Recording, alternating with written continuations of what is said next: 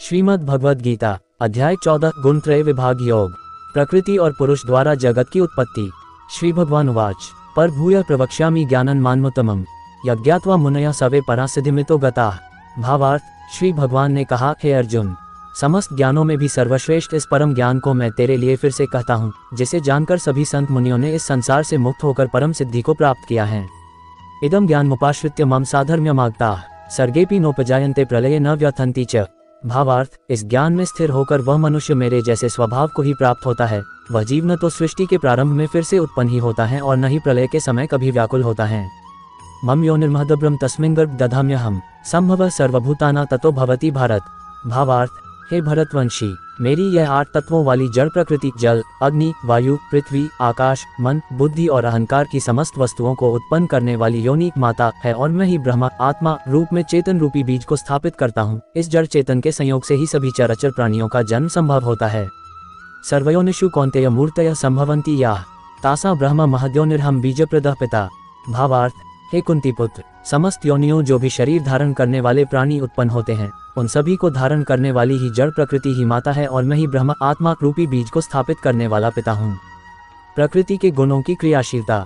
सत्वम रजस्तम इति गुणाः प्रकृति संभवाः निबध्नन्ति महाबाहो देहे देहिन्मव्ययम्। भावार्थ, हे महाबाहु अर्जुन, सात्विक गुण, राजसिक गुण और तामसिक गुण ये तीनों गुण भौतिक प्रकृति से ही उत्पन्न होते हैं। प्रकृति से उत्पन्न तीनों गुणों के कारण ही अविनाशी जीवात्मा शरीर में बंध जाती हैं। तत्र सत्वम निर्मलत्वात् प्रकाशकम नाम्यम सुखसंगन बध्नाति ज्ञानसंगन चांद। भावार्थ, हे निष्पाप अर्जुन, सतोगुण अन्य गुणों की अपेक्षा अधिक शुद्ध होने के कारण पाप कर्मों से जीव को मुक्त करके आत्मा को प्रकाशित करने वाला होता है, जिससे जीव सुख और ज्ञान के अहंकार में बंध जाता है।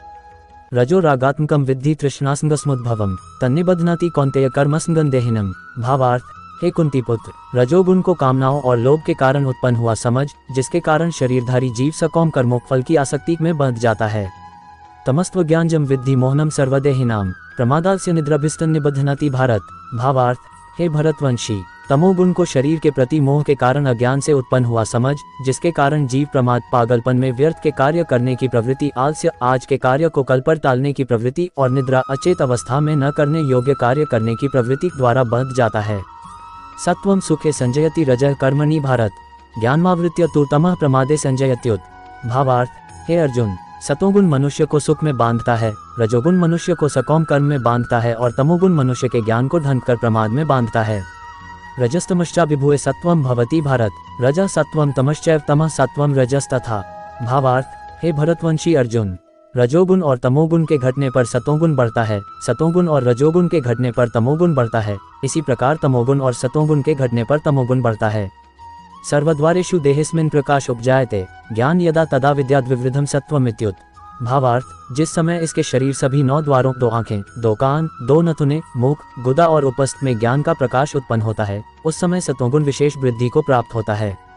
लोभ प्रवृत्तिरारंभ कर्म नामश्मः स्पृहा रजस्येतानि जायन्ते विवृद्धे भरतर्षभ। भावार्थ, हे भरतवंशियों में श्रेष्ठ, जब रजोगुण विशेष वृद्धि को प्राप्त होता है तब लोभ के उत्पन्न होने कारण फल की इच्छा से कार्यों को करने की प्रवृत्ति और मन की चंचलता के कारण विषय भोगों को भोगने की अनियंत्रित इच्छा बढ़ने लगती है।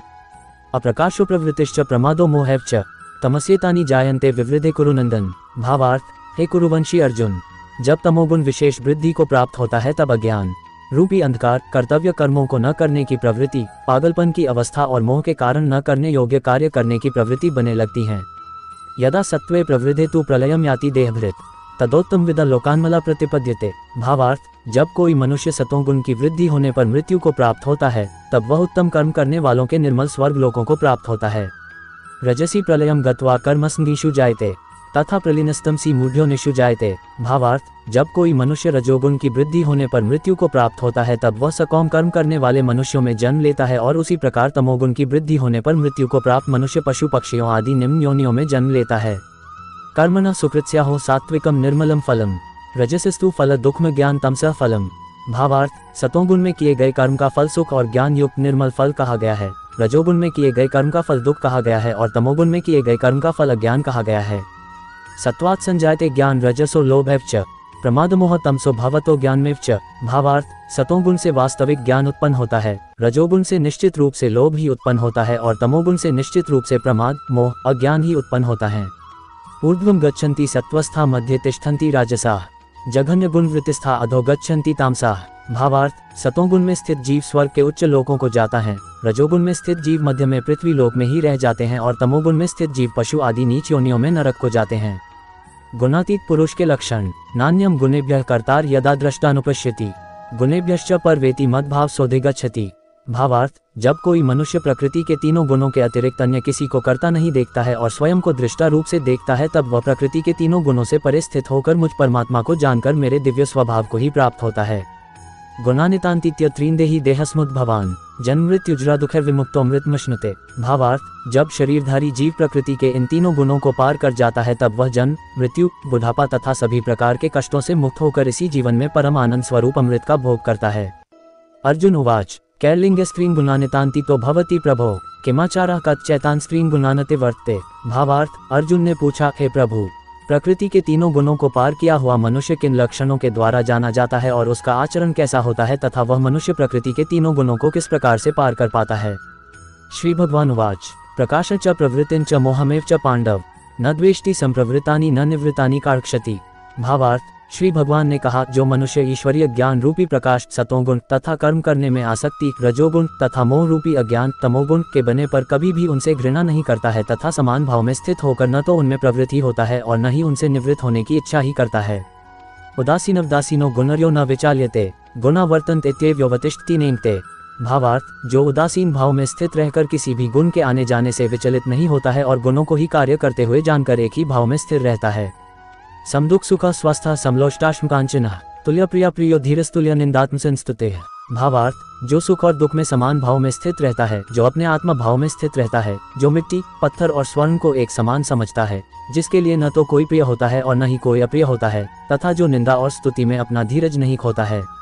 मानापमानयोस्तुल्य स्तुल्यो मित्रारिपक्षयोः सर्वारं प्रत्यागी गुणातीतः सा उच्यते। भावार्थ, जो मान और अपमान को एक समान समझता है, जो मित्र और शत्रु के पक्ष में समान भाव में रहता है तथा जिसमें सभी कर्मों के करते हुए भी कर्तापन का भाव नहीं होता है, ऐसे मनुष्य को प्रकृति के गुणों से अतीत कहा जाता है। माच यो व्यभिचारेण भक्ति योगेन सेवते स गुणान् समतीत्येतान ब्रह्मभूयाय कल्पते। भावार्थ, जो मनुष्य हर परिस्थिति में बिना विचलित हुए अनन्य भाव से मेरी भक्ति में स्थिर रहता है, वह भक्त प्रकृति के तीनों गुणों को अति शीघ्र पार करके ब्रह्म पद पर स्थित हो जाता है। ब्रह्मणो हि प्रतिष्ठामृतस्य व्ययस्य च शाश्वतस्य च धर्मस्य सुखस्य एकांतिकस्य च। भावार्थ, उस अविनाशी ब्रह्म पद का मैं ही अमृत स्वरूप, शाश्वत स्वरूप, धर्म स्वरूप और परम आनंद स्वरूप एकमात्र आश्रय हूँ।